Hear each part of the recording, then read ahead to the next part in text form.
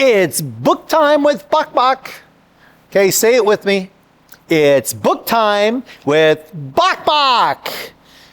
Awesome. Okay, we're going to read a book today. It's called Walter the Farting Dog. And this is very special because Levi made a special request because apparently he likes stinky books. Oh, and this farting dog book is stinky. Okay, Walter the Farting Dog. Okay, Levi, you asked for it. You got it. Betty and Billy brought Walter home from the dog pound. Nobody wanted him, said Billy. But we love him, said Betty. Well, he smells awful, said their mother. I think you better give him a bath.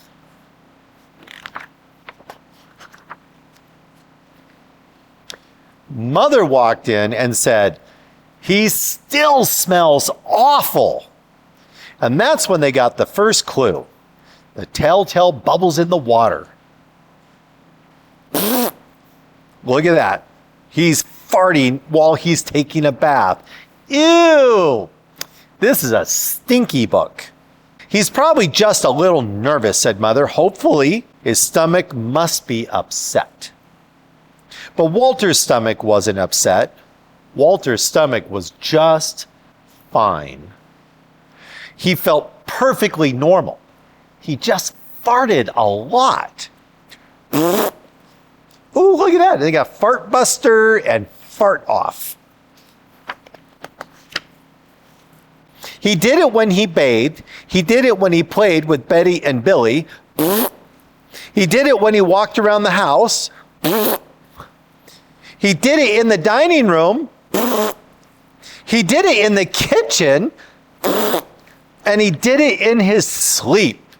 Oh, ew. Oh, yuck. This is a stinky, farting dog. Oh, that dog farts morning, noon, and night, said Father. He can't help it, Daddy, said Betty and Billy. They didn't mind Walter's farts. So what if he farts, Billy said to Betty when they were alone in their room with Walter. Betty agreed. Walter agreed too. He sat there looking innocently around and farting. Take him to the vet, said Father. Farting. Walter farted in his face. Ew, that's gross.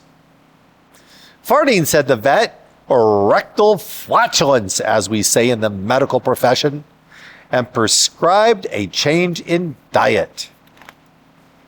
Walter needs to eat different food. I think they think his stomach is upset. They gave Walter every kind of dog food. He farted. They tried him on cat food. They tried him on hot dogs. They tried him on hamburgers and lettuce and tomato sandwiches. They gave him fried chicken. They gave him rabbit food. They made him a vegetarian. No matter what that dog eats, he turns it into farts, roared Father. Walter got the blame for everybody's farts, too. If Uncle Irv let one slip, he just stood next to Walter and he would say, Walter! And everyone would look at poor Walter.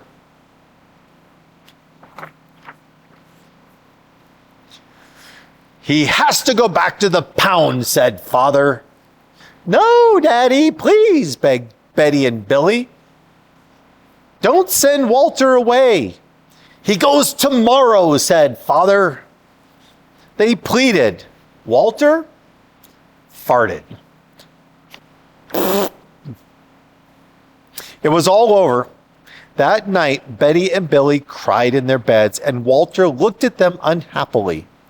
Oh, Walter, said Betty, you've got to stop farting. Because Father is going to send you back to the pound tomorrow, said Billy.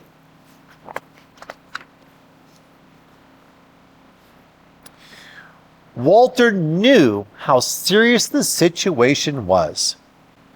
He'd never see Betty and Billy again. He resolved to hold his farts forever. When Betty and Billy fell asleep, he walked down to the kitchen to see if there was anything around to eat.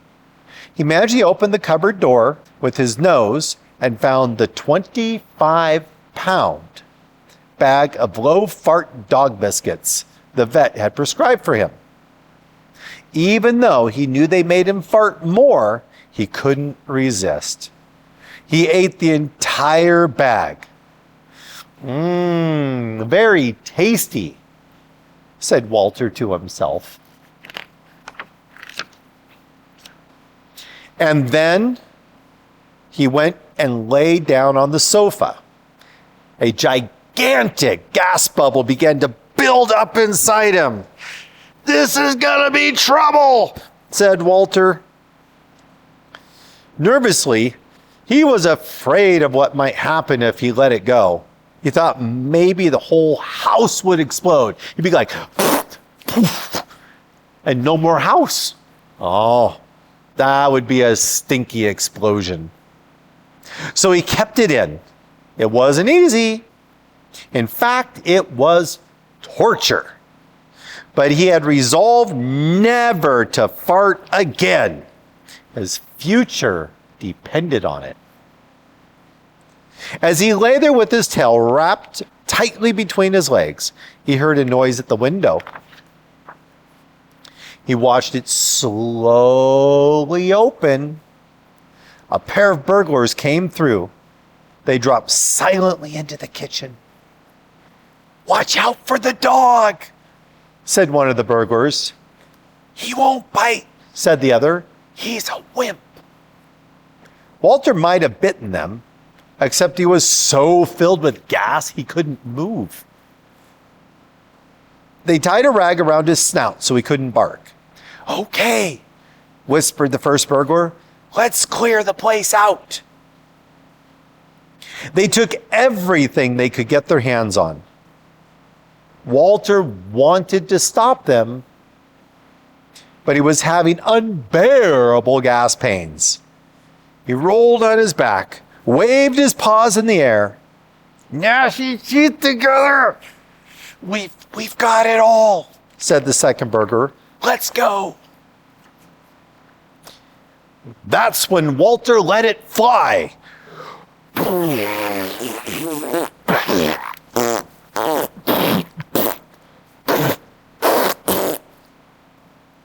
It was the worst fart of his life. It made a tremendous noise and shot him across the room. A hideous cloud filled the air. The burglars clutched their throats.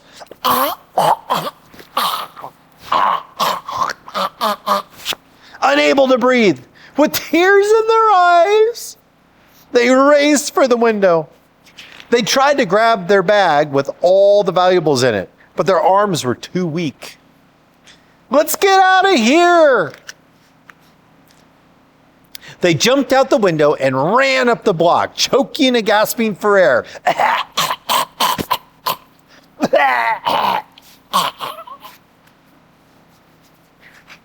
Still blinded by Walter's attack, they stepped into the headlights of an approaching police car. "Hold it right there," said the policeman. When Father and Mother came down in the morning, they found the open window, and they saw the bag with their valuables in it, and Walter was sitting beside it. He still had the rag tied around his snout. You'd have to say he looked heroic. "He saved the silverware," cried Mother. "He saved the VCR," cried Father. "Good dog. You're our dog, even if you do fart all the time." And so the family learned to live with Walter, the hero dog. And that's the end of our tale.